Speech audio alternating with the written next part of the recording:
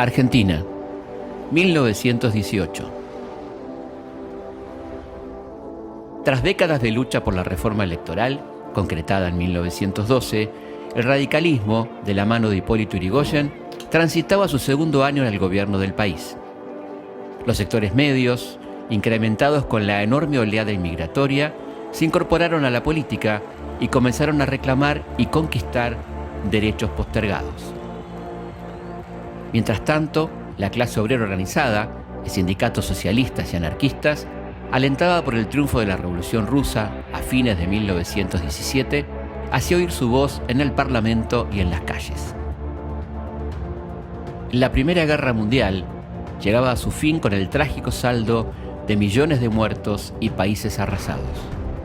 El mundo ya no volvería a ser el mismo. Hasta la llegada del radicalismo al poder, en octubre de 1916, solo los hijos del poder accedían a las universidades, que eran un instrumento esencial de control ideológico y garantizaban la continuidad del sistema, educando en los mismos valores que sus padres a los futuros dirigentes de un país a que consideraban una propiedad privada. En 1918, en Argentina, existían solamente 3 universidades nacionales: la de Córdoba, fundada en 1613, la de Buenos Aires, fundada en 1821, y la de La Plata en 1890. La matrícula de las 3 en su conjunto llegaba por aquel entonces a 14.000 alumnos. El 78% concurría a la de Buenos Aires, un 8% a la de Córdoba y un 14% a la de La Plata. Los viajeros extranjeros daban cuenta en sus crónicas del asombro frente a la escasa matrícula en un país que veían con un alto grado de desarrollo y con un nivel cultural que se destacaba en el contexto hispanoamericano. Aún con esas limitaciones, los ambientes intelectuales y universitarios se vieron influidos por procesos culturales, políticos y sociales que conmovieron al mundo, como la Revolución Mexicana, iniciada en 1910, la Revolución Rusa de 1917, la instalación provisoria de un gobierno de trabajadores y los movimientos artísticos de las primeras oleadas del siglo XX. La integración temprana de la cultura argentina en los círculos modernizadores mundiales acercó a los jóvenes de fines de la década del 10 a estas ideas innovadoras. En el ámbito local, la ley electoral y la llegada al poder del radicalismo alentaron las esperanzas de la clase media a acceder a una aspiración natural, el ascenso social de sus hijos por medio del ejercicio de profesiones liberales. El sistema universitario vigente era obsoleto y reaccionario. En la Universidad de Córdoba, la influencia clerical era notable y los egresados, independientemente de su credo, debían jurar al recibirse obligatoriamente sobre los santos evangelios. Dominaba la Casa de Altos Estudios Corda Frates, una especie de hermandad católica cuasi medieval compuesta por profesores, funcionarios, periodistas, jueces y políticos conservadores de enorme poder que garantizaba el carácter hereditario de las cátedras y su contenido reaccionario. Valga como ejemplo del atraso el programa de filosofía, en cuya bolilla 16 se hablaba de los deberes para con los siervos.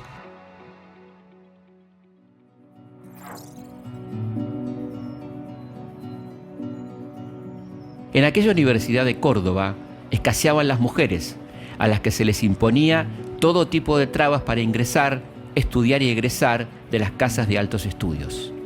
1 o 2 estudiantes de Derecho convivían con 6 estudiantes de Ciencias Químicas y unos 10 de Medicina.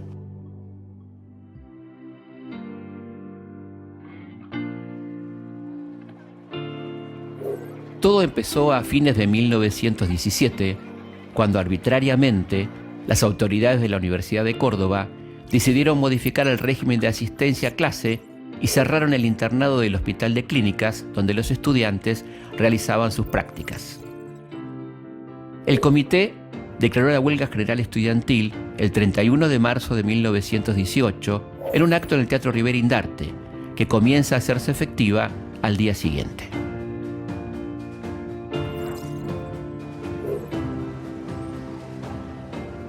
Frente al reclamo de los estudiantes, el 2 de abril, el democrático Consejo Superior decidió clausurar la universidad.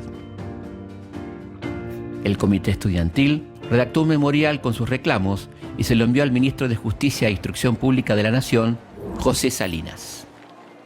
No solo es el régimen orgánico de los estudios superiores que precisa modificarse, es urgente la renovación del profesorado en forma que asegure la competencia de los docentes designados. Es indispensable la reforma de los planes de estudio para modernizar y mejorar la enseñanza, y queremos, por fin, los estudiantes, otra organización disciplinaria menos meticulosa, más sincera y más útil. La reforma se iba tornando contagiosa y en Buenos Aires se constituía la Federación Universitaria Argentina, FUA. En Córdoba, los estudiantes disuelven el Comité Pro Reforma y fundan la Federación Universitaria de Córdoba, FUC. Por su parte, los sectores reaccionarios, horrorizados por la insolencia de la movilización estudiantil, se nuclearon bajo el curioso nombre de Comité Pro Defensa de la Universidad y Centros Católicos de Estudiantes. Una delegación de estudiantes de la FUC viajó a Buenos Aires y se entrevistó con el presidente Irigoyen, quien les dijo que su gobierno pertenecía al espíritu del tiempo nuevo, que se identificaba con las justas aspiraciones de los estudiantes y que la Universidad Argentina debía nivelarse con el estado de conciencia alcanzado por la República, y nombró interventor al Procurador General de la Nación, José Nicolás Matienzo. A poco de llegar a Córdoba, el interventor comprobó la veracidad de las denuncias estudiantiles y presentó un proyecto de reformas al estatuto reconociendo que la universidad estaba anquilosada y que hacía años que no se renovaban ni el cuerpo de profesores, ni los programas, ni las autoridades. El informe Matienzo da sus primeros frutos y a través de un decreto del presidente Irigoyen del 6 de mayo se decide la elección por parte de los docentes, del consejo y del rector. Ante estas medidas, los profesores más ultramontanos renunciaron a sus puestos, lo que le facilitó la tarea a Matienzo, que al declarar vacantes los cargos de rector, decanos y académicos con antigüedad superior a 2 años, logró que solo sobrevivieran a la purga 7 profesores de la vieja guardia. El 28 de mayo fue un día histórico para la Universidad Argentina. Por primera vez se votaron democráticamente los cargos docentes de una casa de altos estudios.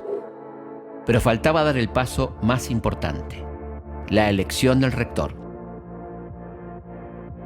Los estudiantes nucleados en la FUC tenían su candidato, el doctor Enrique Martínez Paz. La contrarreforma impulsaba a Antonio Nores y los moderados a Alejandro Centeno.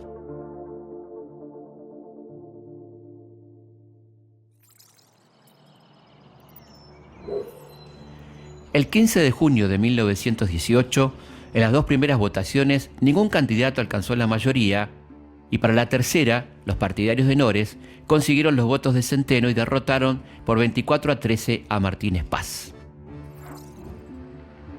El edificio donde se realizaba la elección estaba rodeado por cientos de estudiantes que, al enterarse del resultado adverso y entendiendo de que se trataba de una maniobra de los conservadores, invadieron la sala donde sesionaba la asamblea, destrozando todo lo que pudieron, tirando por las ventanas los cuadros de los profesores, muchos de ellos sacerdotes. Lo único que quedó en pie y se respetó fue la biblioteca. Los estudiantes marcharon embanderados con retazos de cortinas moradas que arrancaron de la vecina iglesia de la Compañía de Jesús. Recorrían el centro de Córdoba entonando consignas.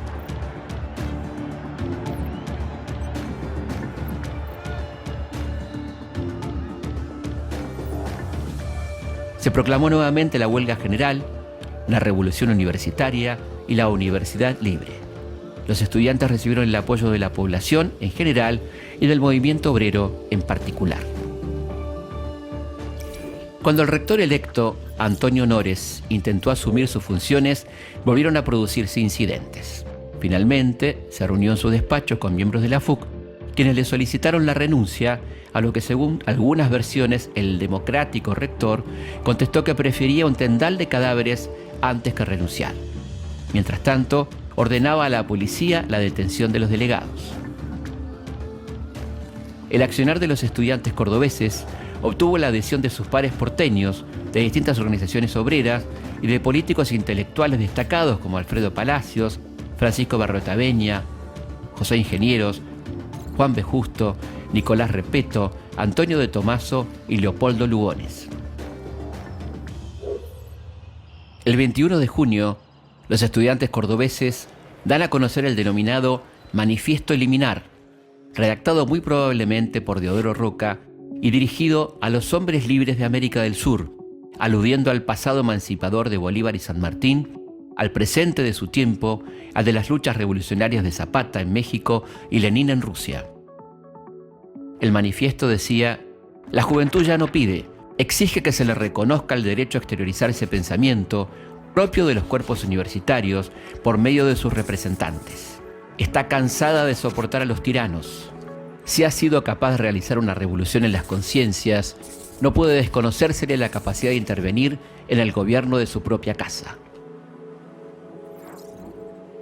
El 23 de junio, la FUC convoca un gran acto que reunió a más de 15.000 personas, donde se leyó un documento que anunciaba que era necesario iniciar un nuevo ciclo democrático y moderno de acuerdo con los tiempos que corrían. El 30 de junio, otra manifestación encabezada por Mario Bravo fue atacada por la policía, lo que motivó protestas de la Federación Obrera y de otras entidades y partidos políticos, inclusive la fracción azul del radicalismo. Del 20 al 31 de julio se celebra en Córdoba el primer Congreso Nacional de Estudiantes, que llegan desde todos los puntos del país. La permanente movilización estudiantil dio sus frutos. Irigoyen decidió enviar un nuevo interventor, Telemaco Susini, y el 7 de agosto el medieval rector Nores presentó su renuncia. La tardanza en llegar de Susini impacientó a los estudiantes. Finalmente Susini fue reemplazado por el ministro de Educación, José Salinas, quien también demoró su llegada. El 26 de agosto, la FUC efectuó otro acto que reunió unas 20.000 personas y tuvo un fuerte contenido anticlerical. La asamblea ratificó su confianza en Irigoyen y reclamó el inmediato envío de la intervención. El 9 de septiembre, los estudiantes tomaron la universidad y asumieron interinamente su conducción. Se daba por terminada la huelga. Todo era entusiasmo en aquella experiencia autogestionaria y, siguiendo el espíritu de integración de la universidad con la sociedad, se invitaba al pueblo cordobés a la reapertura del ciclo lectivo.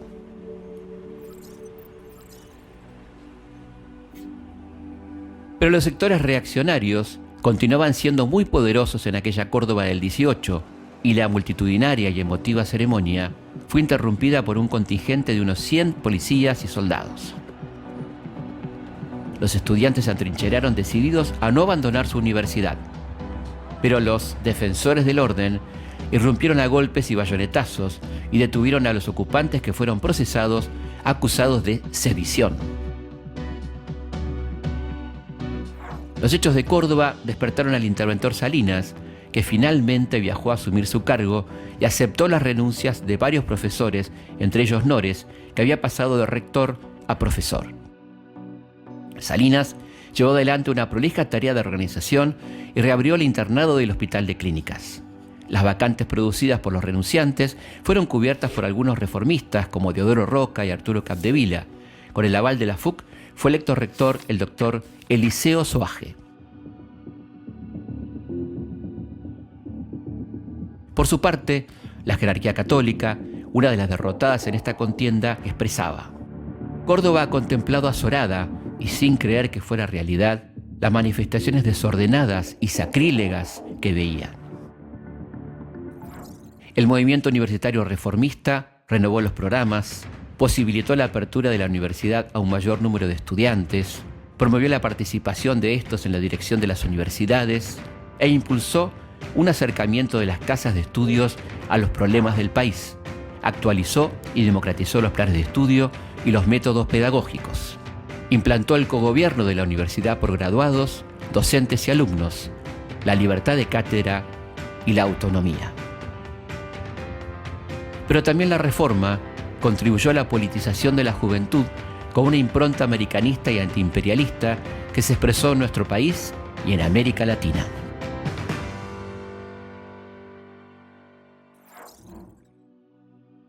Lamentablemente, este espíritu no pudo mantenerse durante mucho tiempo porque el acceso al gobierno de los sectores conservadores del radicalismo con Alvear en 1922 significó un retroceso y la vuelta a las cátedras de algunos profesores reaccionarios contrarios a la Reforma. El gobierno de Irigoyen, en 1928, dio un nuevo impulso a los valores reformistas que fueron brutalmente avasallados por el golpe cívico-militar del 6 de septiembre de 1930. El peronismo sumó a los postulados reformistas la necesidad de poner los planes de investigación y desarrollo de las universidades al servicio del cumplimiento de sus planes quinquenales. En 1949 le dio un carácter constitucional a la autonomía universitaria proclamada en 1918 y por el decreto 29.337 de ese mismo año, proclamó la gratuidad de la enseñanza superior, eliminando los aranceles vigentes, entendiendo que la educación en sus 3 niveles era un derecho y no un privilegio. La conquista más grande fue que allí la universidad se llenó de hijos de obreros, donde antes estaba solamente admitido el oligarca, porque la forma de llevar al oligarca es poner altos aranceles, entonces solamente puede ir el que lo paga. Nosotros suprimimos todos los aranceles. Para la universidad no había ni derechos de exámenes ni nada, era gratis, totalmente gratis, el Estado pagaba eso.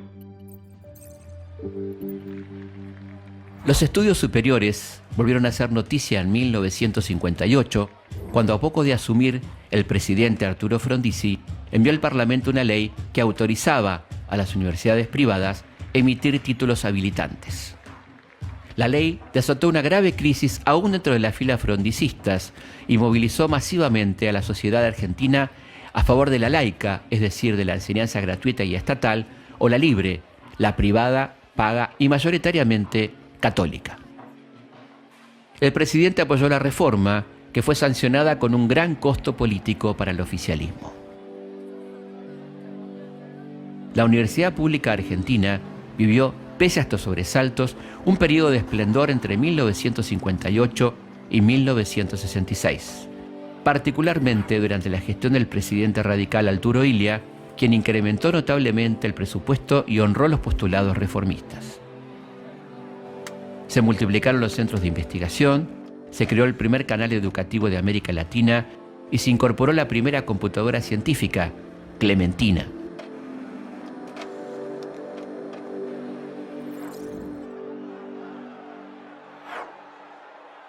Esta etapa promisoria fue interrumpida a los palazos tras el golpe cívico-militar encabezado por el general Juan Carlos Onganía, quien anuló por decreto la reforma y asaltó las facultades en la triste noche de los bastones largos, el 29 de julio de 1966. Tras la retirada del poder de la llamada Revolución Argentina, iniciada por Onganía y concluida por el general Alejandro Agustín Lanusse, el gobierno peronista de Héctor Cámpora intentó democratizar la universidad, eliminando los exámenes de ingreso y reformando los planes de estudio, dándoles un contenido nacional conectado con la realidad circundante. Fue una etapa de enorme protagonismo estudiantil en la que estudiantes y docentes acercaban sus conocimientos a barrios populares, elaborando y ejecutando innovadores planes de vivienda y de salud.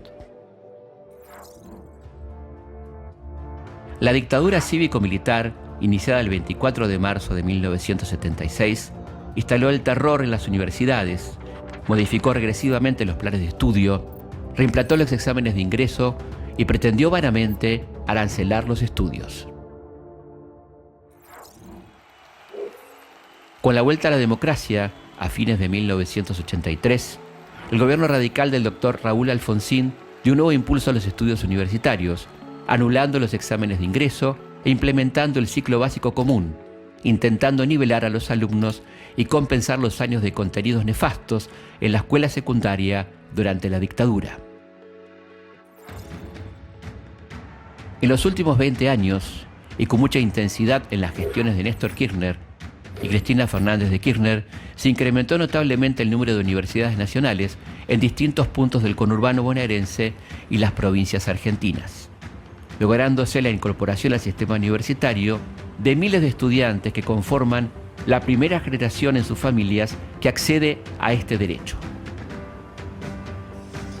El desafío actual, en medio del vendaval neoliberal, es defender las conquistas de 1918 y el derecho inalienable a una educación pública, gratuita y de calidad en los 3 niveles de la enseñanza, y hacer resonar aquellas palabras del manifiesto liminar. Desde hoy, contamos para el país una vergüenza menos y una libertad más. Los dolores que nos quedan son las libertades que nos faltan.